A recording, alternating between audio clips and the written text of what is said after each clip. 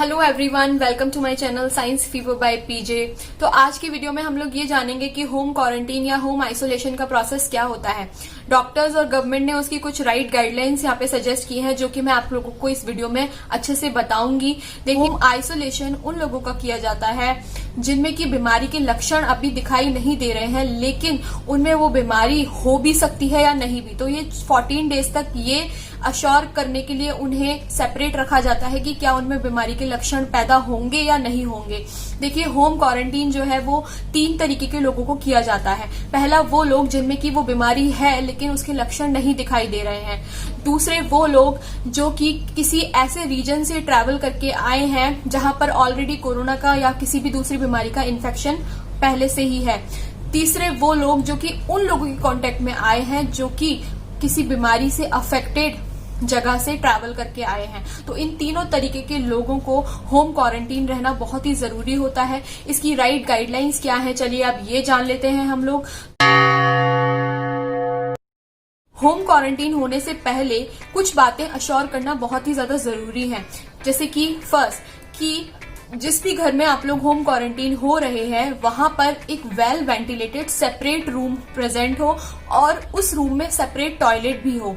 ठीक है, आप किसी ना किसी डॉक्टर के कांटेक्ट में डेली बेसिस पर रहें, रेगुलरली रहें, और जो भी आपको सिम्टम्स मॉनिटर हो रहे हैं वो उन्हें डेली बेसिस पर बताएं। तीसरा, that you should have a 24/7 care giver और अटेंडेंट। ये जो केयर गिवर या अटेंडेंट है वो आपकी फैमिली का कोई भी मेंबर भी हो सकता है या फिर कोई ऐसा नर्स या कंपाउंडर भी हो सकता है जिसका कि आपने ऑलरेडी चेक किया हुआ है और उसे कोई भी प्रकार की कोई भी बीमारी नहीं है। फोर्थ, कि आप लोगों के घर में कोई भी ऐसा पेशेंट ना हो जिसको कि कोई बड़ी बीमारी हो। For example cancer, pulmonary diseases और रीनल डिजीजेस या फिर डायबिटीज या हाइपरटेंशन, इस तरीके का कोई भी पेशेंट आपके घर में ना हो। साथ ही प्रेग्नेंट लेडीज भी नहीं होनी चाहिए। अगर हैं तो आप लोग उन्हें किसी दूसरे घर में कुछ दिन के लिए शिफ्ट कर सकते हैं, किसी रिश्तेदार के घर पे भेज सकते हैं, क्योंकि इन लोगों को कोरोना के पेशेंट से बहुत ही ज्यादा खतरा हो सकता है। चलिए अब हम लोग उस गाइडलाइंस के बारे में जान लेते हैं जो कि हमारी गवर्नमेंट ने हम लोगों को प्रोवाइड की है। बहुत से लोग इनके बारे में अभी भी नहीं जानते हैं। ये जो गाइडलाइंस है ये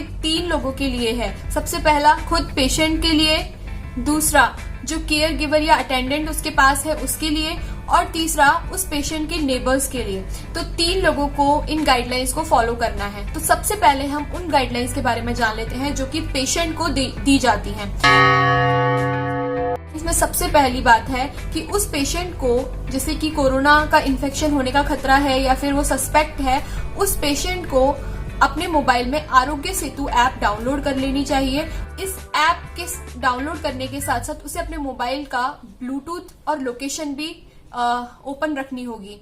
सेकेंड, कि जो पेशेंट है उसे हमेशा triple layer medical mask wear करना होगा और हर 8 घंटे में इस मेडिकल मास्क को उसे डिस्पोज करना होगा। देखिए, जो डिस्पोजल है वो एक राइट मैनर में किया जाना चाहिए। और ये राइट मैनर क्या होता है कि आप उस मास्क को 1% सोडियम हाइपोक्लोराइड सोल्यूशन से डिसइंफेक्ट करें और फिर उसे किसी भी बंद डस्टबिन में डाल दें। देखिए, अब बहुत से लोगों के लिए क्वेश्चन रहता है कि 1% सोडियम हाइपोक्लोराइड सोल्यूशन कैसे बनाया जाए। तो आप लोग क्या कर सकते हैं, 7 ग्राम्स ऑफ ब्लीचिंग पाउडर जो कि मार्केट में इजीली अवेलेबल है, तो उस ब्लीचिंग पाउडर को आप 1 लीटर वाटर में ऐड कर लें। 7 grams bleaching powder in 1 litre of water जब आप ऐड कर लेते हैं तो इस तरह से 1% सोडियम हाइपोक्लोराइड का सोल्यूशन तैयार हो जाता है। इस सोडियम हाइपोक्लोराइड के सोल्यूशन के और भी बहुत सारे काम हैं। ये मास्क को तो डिसइंफेक्ट करता ही करता है, साथ में आप इससे किसी भी फ्रीक्वेंटली टच होने वाले सर्फेसेस को डिसइंफेक्ट कर सकते हैं। लेकिन हमेशा याद रखें कि मेटालिक सर्फेसेस को इससे डिसइंफेक्ट ना करें, क्योंकि वो उन पर रस्ट लग सकती है। और मेटालिक सर्फेसेस को अगर आपको डिसइंफेक्ट करना भी है, जैसे आपके डोर हैंडल्स हैं या फिर सिक्योरिटी लॉक्स हैं, तो उनको डिसइंफेक्ट करने के लिए आप लोग किसी भी हैंड सैनिटाइजर का यूज कर सकते हैं।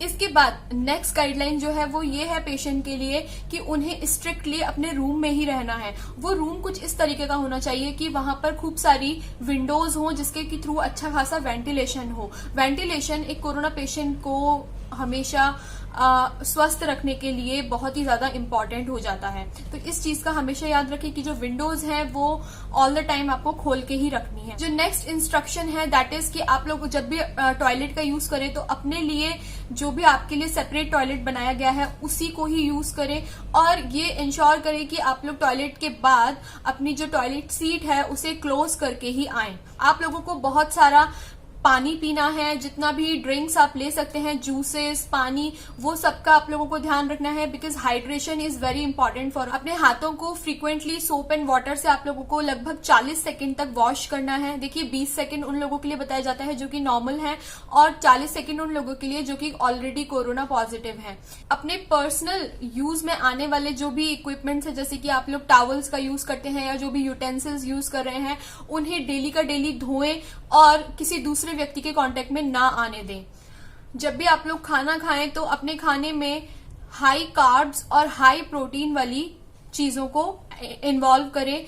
इससे क्या होगा कि आप लोगों को रिकवर होने में बहुत ही ज्यादा हेल्प रहेगी। तो चलिए इसके बाद हम नेक्स्ट जान लेते हैं कि केयर गिवर या अटेंडेंट के लिए कौन कौन सी गाइडलाइंस होती हैं। तो सबसे पहला कि जो केयर गिवर या अटेंडेंट है उसे भी अपने मोबाइल में आरोग्य सेतु ऐप को डाउनलोड करना है, एंड एज यूजुअल उसे अपने मोबाइल में ब्लूटूथ और लोकेशन को ऑन करके रहना है। सेकंड, वो जब भी कोरोना के पेशेंट के पास जाए तो उसे हमेशा से ही ट्रिपल लेयर मास्क वेयर करना है और साथ में ग्लव्स भी वेयर करने हैं। जैसे ही वो आए वहां से तो उसे तुरंत का तुरंत उसे सैनिटाइज करना है या फिर डिसइंफेक्ट करना है अपने मास्क और ग्लव्स को। इसके अलावा उसे अपनी पर्सनल हाइजीन का भी बहुत ज्यादा ध्यान रखना है, बार बार सोप एंड वाटर से अपने हैंड वॉश करने हैं, और जब भी खाना बनाए या फिर कोई दूसरा काम करे उससे पहले और बाद में अपने हाथों को जरूर वॉश करना है सोप एंड वाटर से। हैंड सैनिटाइजर का यूज ज्यादा से ज्यादा करना है। एक चीज और कि जो केयर गिवर है उसकी एज 24 से 50 के बीच में ही होनी चाहिए, और ये भी इंश्योर हो कि उसके अंदर कोई भी क्रॉनिक बीमारी ना हो, यानी डायबिटीज, क्रॉनिक इलनेसेस जैसे कि पल्मोनरी डिजीजेज, रीनल डिजीजेज, उसे कोई भी हार्ट डिजीज ना हो। तो इस चीज का बहुत ही ज्यादा ध्यान रखा जाना चाहिए। जहां तक हो सके कोरोना पेशेंट के रूम में न जाएं। अगर आपको जाना पड़ता भी है, उसके डायरेक्ट कांटेक्ट में आना भी पड़ता है, तो आप लोग मास्क और ग्लव्स का यूज कर सकते हैं। चलिए तो अब हम लोग ये जान लेते हैं कि जो भी कोरोना पेशेंट का नेबर है उसके लिए क्या क्या गाइडलाइंस हैं या क्या क्या इंस्ट्रक्शंस उन्हें फॉलो करने चाहिए।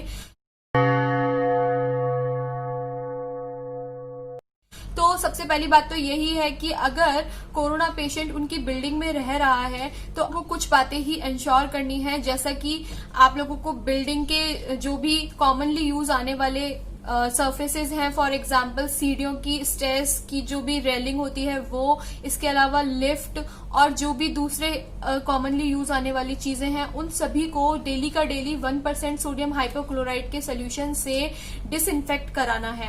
दूसरी चीज, अगर कोरोना पेशेंट का सामना हो भी जाता है, आप लोगों को वहां जाना भी पड़ता है, तो आप लोग डेफिनेटली मास्क को वेयर करना ना भूलें और अपने हाथों में ग्लव्स लगाएं। तीसरी बात कि आप अपने बच्चों को या फिर किसी भी बड़े बुजुर्ग को कोरोना पेशेंट के घर में ना जाने दें, क्योंकि इससे उन्हें भी खतरा हो सकता है, और ऑब्वियसली कोरोना पेशेंट को तो खतरा है। इसके बाद बहुत से लोग ये जानना चाहते हैं कि जो कोरोना पेशेंट है उसको अपने खाने में क्या क्या बदलाव करना चाहिए, अपनी फूड हैबिट्स में क्या क्या बदलाव करना चाहिए जल्दी से जल्दी रिकवर होने के लिए।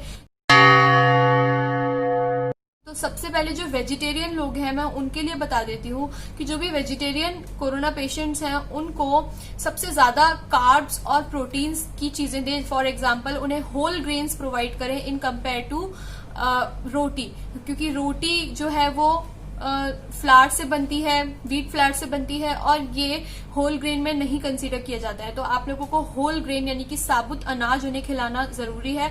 इसके अलावा उन्हें हाई प्रोटीन डाइट्स देना, जैसे कि फॉर एग्जांपल आप लोग उन्हें दालें खिला सकते हैं, बीन्स, लेंटिल्स, ये सब खिला सकते हैं, जिससे कि उन्हें हाई प्रोटीन मिल सके। इसके अलावा आप लोग उन्हें उनकी ड्रिंकिंग हैबिट्स का भी जरूर ध्यान रखें, यानी कि लगभग 5 से 6 ग्लास पानी तो उन्हें पीना ही पीना है। इसके अलावा अगर ज्यादा भी पीते हैं तो बहुत ही अच्छा है, रिकवर होने में काफी हेल्प मिलेगी। उन्हें सिट्रस फ्रूट्स या विटामिन सी वाली जो भी चीजें रहती हैं उनका जरूर से जरूर कंजप्शन करना है, क्योंकि विटामिन सी जो है वो इस बीमारी से लड़ने में काफी ज्यादा हेल्प करती है, इम्यून सिस्टम को एक्टिव बना देती है। हमेशा घर का बना हुआ खाना ही खाना है, बाहर से कभी नहीं लाना है, क्योंकि उसमें इन्फेक्शन का ज्यादा खतरा रहता है और क्योंकि उनकी इम्यूनिटी बहुत ज्यादा वीक होती है तो वो इन बाकी के इन्फेक्शंस को नहीं सहन कर पाते हैं। इंडियन स्पाइसेस तो सबसे ही बेस्ट है। जिंजर, गार्लिक, टर्मरिक, इन सब का तो जरूर से जरूर कंजप्शन करें, चाहे खाने में डाल के दें या फिर अलग से। ये बहुत ही ज्यादा इंपॉर्टेंट स्पाइसेस हैं जो कि रिकवरी में काफी ज्यादा हेल्प करते हैं, इम्यून सिस्टम को पावरफुल बनाते हैं।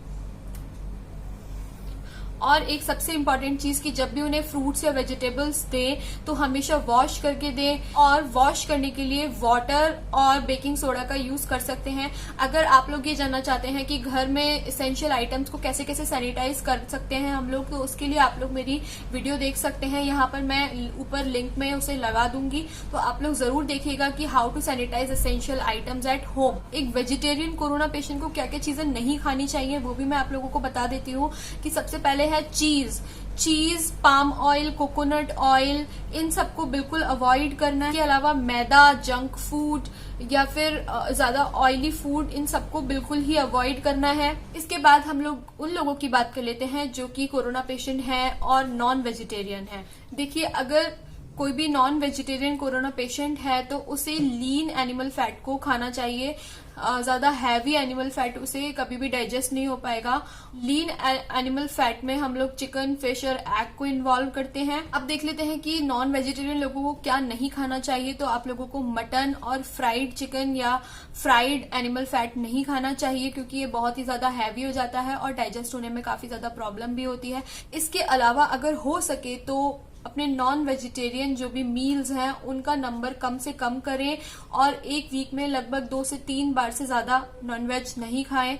ये आप लोगों के लिए, आपकी हेल्थ के लिए काफी ज्यादा हेल्पफुल रहेगा। तो इस तरह इस वीडियो में हम लोगों ने ये जाना कि होम क्वारंटीन का प्रोसेस कैसे किया जाता है, उसमें कौन कौन से स्टेप्स को फॉलो किया जाता है। इसमें हम लोगों ने ये भी देखा कि पेशेंट, नेबरहुड के लोगों और साथ में केयर गिवर या अटेंडेंट को क्या क्या इंस्ट्रक्शंस दिए जाते हैं। कोरोना पेशेंट की डाइट में कैसे कैसे चेंजेस लाने चाहिए जिससे कि वो जल्दी से जल्दी रिकवर हो सके। तो आई होप आप लोगों को ये वीडियो काफी पसंद आई होगी। अगर पसंद आई हो तो please hit the like button and also subscribe to my channel for more updates of the corona and many other interesting videos. और अगर आप लोगों को लगता है कि ये इन्फॉर्मेशन आगे शेयर करनी चाहिए तो प्लीज इसे ज्यादा से ज्यादा शेयर कीजिए, जिससे कि मेरी ये जो इन्फॉर्मेशन है वो लोगों तक पहुंच सके और उनका कोरोना के लिए जो भी डर है वो आगे से निकल सके। So thank you so much guys, see you in the next video, bye bye.